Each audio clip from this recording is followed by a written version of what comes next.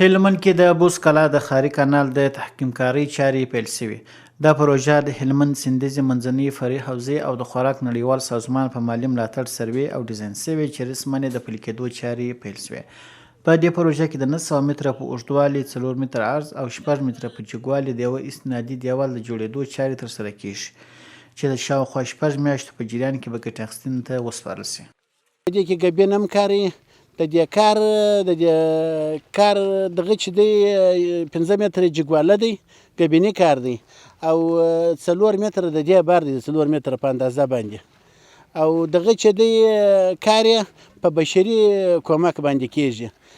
د همدې پروژې انجینر وایي د پروژې تر تکمیلېدو پورې به 14,000 کسانو ته د کار کولو زمینه برابره شي. دی وایي د پروژې د کار لویه برخه به په بشري ځواک ترسره شي.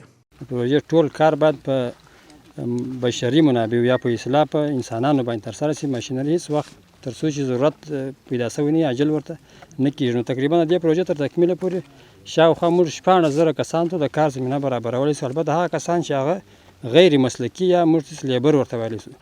بلخوا د سیمې اوسیدونکي د دې پروژې د پیل هرکلی کوي او زیاتوي د دې پروژې په تکمیلېدو سره به د هلمند سیند سیلابي او باراني اوبه مهار او د فرعي کانالو د تخریب مخه به نیول شوې وي. موږ د امارات سره ډېر خوشحاله یو چې دغسې پروژه تر اوسه په دا 20 کاله موږ ته نه ده منظور شوې. لکه دغه اولنۍ پروژه ده چې اوس دا موږ په سانه کې شهیدان یو. اولنۍ پروژه ده چې 900 متره اوږدوال دی، د ګبیني پروژه ده او ټول کار هم ولس کوي. نو موږ د دوی سره ډېره مننه کوو. باید چې نور کارونه موږ نورې ولي عمل ته لرو، سربندونه نه لري، رودو وړي دي. بیخي دونه خوښ یو چې بیخي زیات خوښ یو چې د خپل کور و بغل ته موږ ته کار پیدا شو او موږ ته روزانه دغه شوله. د یادونې وړ ده چې د اسلامي امارت په کورنۍ بودجې سره د باراني او سیلابي اوبو د مهار لپاره چک ډیمونه د هلمند په شمېر ولسوالیو کې جوړ شوي چې تر ځمکې لاندې د اوبو د سطحې په لوړېدا کې مهم رول لوبولی دی.